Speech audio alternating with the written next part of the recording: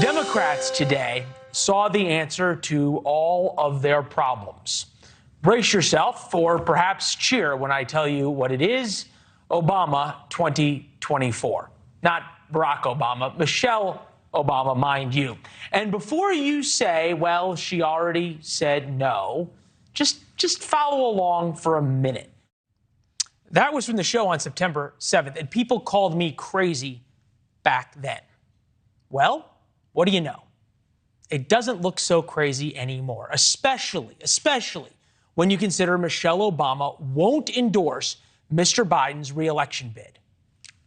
I will have to see. It's, the reason I don't speak on that is because I know what it feels like to be on the other side of it. And I think that that's a personal decision that he and his family have to make. I mean, probably if I hadn't been through it, I'd feel more cavalier about opining on it. But I know it's a personal call. Why should she endorse Mr. Biden? Currently, polling puts her approval rating a full 17 points above the sitting president. YouGov puts her popularity second only to Martin Luther King and Queen Elizabeth. As you know, the first two are no longer with us, making her the most popular public figure around. In fact, she is a full 9 points ahead of the Dalai Lama. Robert Patillo is here, civil rights attorney and Atlanta radio host. All right, my whole staff's calling me crazy for doing this segment. Are you going to join in?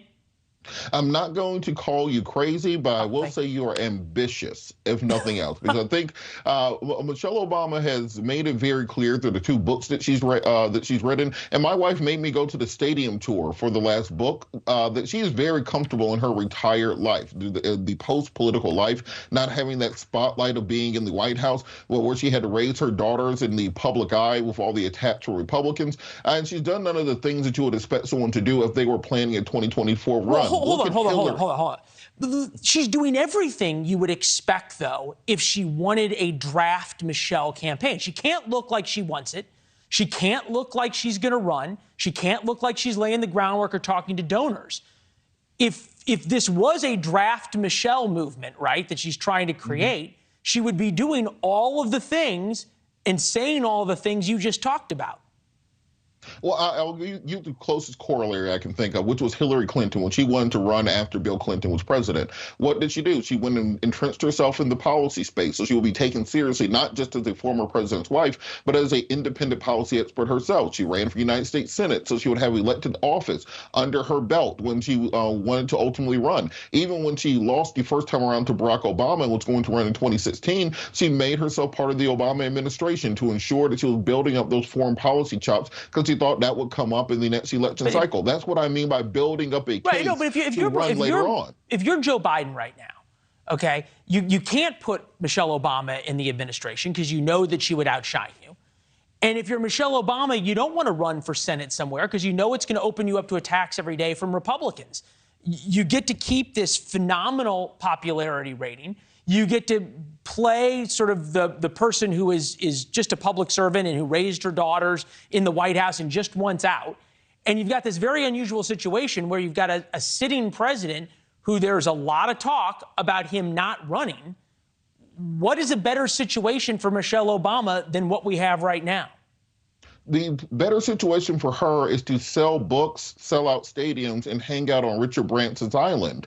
That is the situation Michelle Obama is currently enjoying. And what will be the benefit for her? She's never been someone who has expressed interest in public life. If you listen to her interviews while she's been on her current book tour, she very much sounded like she didn't even want Barack Obama to be president. When she had an interview saying that there were 10 years where she hated her husband, etc.